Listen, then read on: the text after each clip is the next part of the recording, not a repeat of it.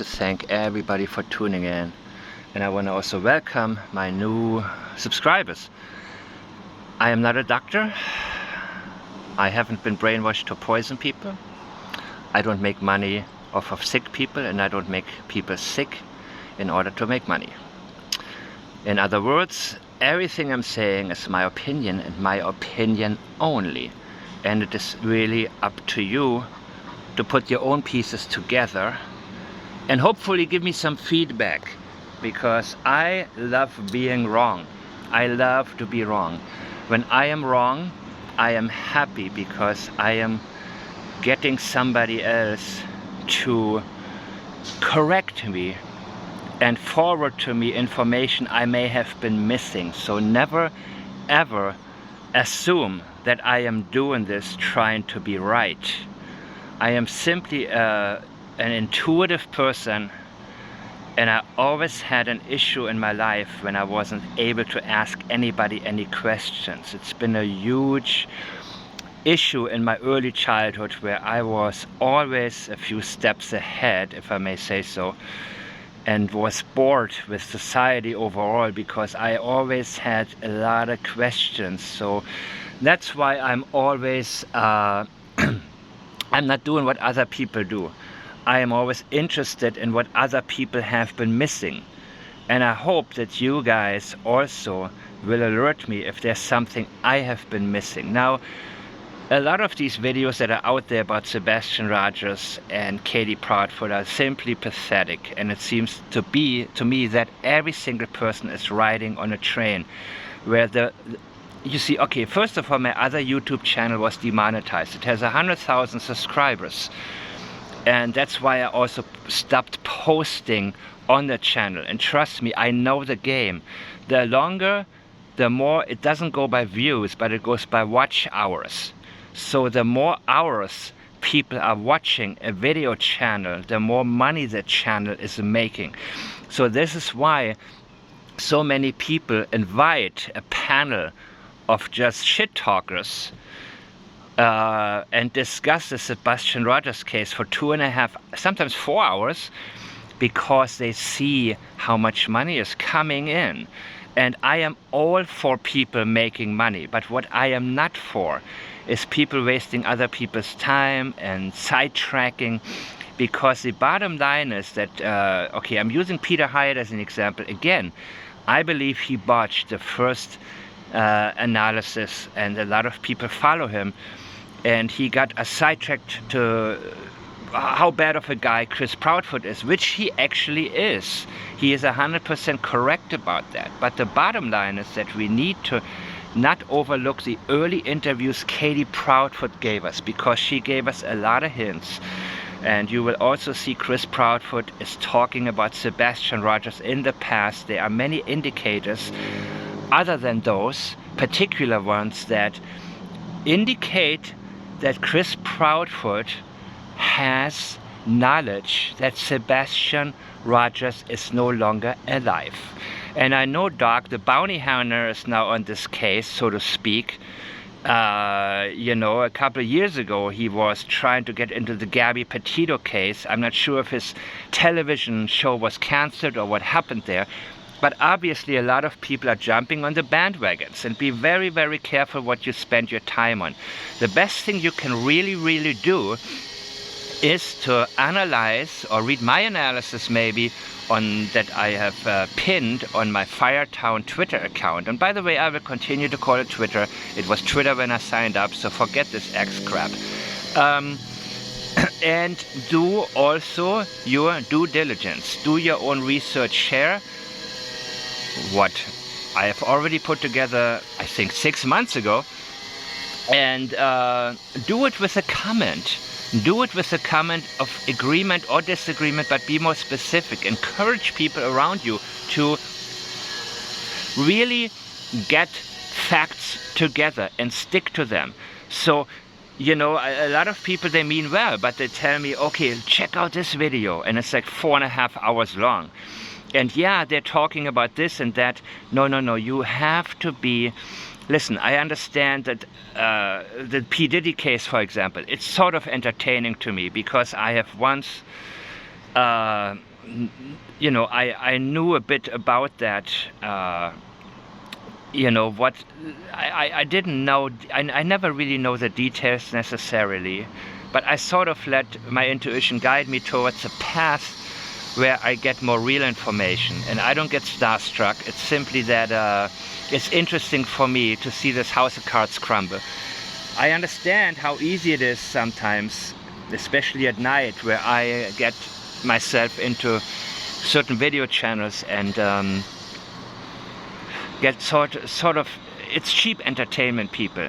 It appeals to the lowest instinct within us. And so I always encourage you guys, please be diligent, you know. Just because Peter Hyatt has done some great analyses in the past and has been able to get our attention to things like the Madeleine McCann case and so on, doesn't mean a person who is right many times is right every time. He's surrounded by people who just, you know, praise him and you know, discourage everybody from speaking anything that is not in alignment with what he's saying. But that's not who I am. I am not a follower, I'm not a lemming. And so I encourage all of you who have this intuitive drive to solve cases to really stick to the facts and do your best to see what really happened, because you cannot rely on people based on their names, and you can unfortunately many times also not rely on the law enforcement officers. And the same thing we have seen in Tennessee a couple of years ago with Summer Wells. Everybody already seems to have forgotten this particular case. I have not. In that case, my opinion is that she passed away at the waterhole. She may have been dead in the picture in the car next to the milk jugs. And the drug dealer that the mother called may have been called to dispose of the body. So again, all of this is my opinion, but I'm going very strictly by what I have learned when it comes to statement analysis. But again, statement analysis is only a tool which can, if used properly, lead you into the right direction. And you need to stay away from, you know, who is likable and who is not, because many times the likable person didn't do a thing, and many times the likable person turns out to be the killer. And of course, then you can talk about, was it an accident or not, blah blah blah blah. And I want to go into this accident related post of mine again. Why wouldn't Katie Proudfoot have told the truth if the death was accidental? Well, I guess I will have to remove the term accidental for a minute and for a while and be a little bit more careful with my own language, because even though the death may have been accidental and not intended, whose guilt is it if you over-medicate a child simply because after you fed him sugar all day, you want to have your peace and quiet time with your husband, who already threatened to leave you if you keep your son around? And of course the phone call lasted 3 hours long. A lot of things are hidden. It is very difficult to get information from the law enforcement department. So please continue doing your research. Don't let the case of Sebastian Rogers die like the Summer Wells case already did. Whatever Dog the Bounty Hunter does, okay, yes, he is a bounty hunter, but he's also a businessman and an entertainer. So use what he can do to our advantage. It means that he has a certain reach. He's able to get people reinterested or even aware of the Sebastian Rogers case. A lot of people they miss the case completely. So use that to leave comments on maybe his channel, or share some of your own views or my views, or if they are ringing a bell, if you think there's some trail.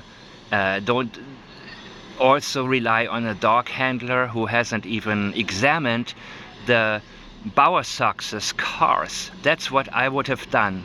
The first thing I would have done would be visit or try to, or at least post about something, or at least, you know, make a list of the things that should have been done that haven't been done.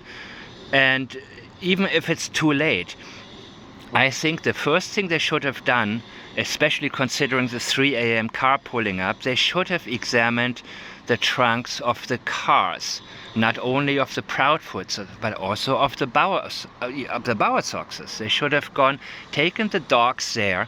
They should have seen if they pick up, if the cadaver dogs pick up on anything. And of course we also know that they, according to that neighbor, and JLR did a great interview with that neighbor, who said that the dogs, they hit on this one, what was it, a little river there, or a watery area, and then they lost the track. So yeah, this is where the cars may have pulled up and may have tried to, I don't know, we don't know. But I wanted to tell you, you know, that the truth is, the reality is, there are ways, you know, that a lot of drug dealers out of the country side are aware of to get rid of a human body.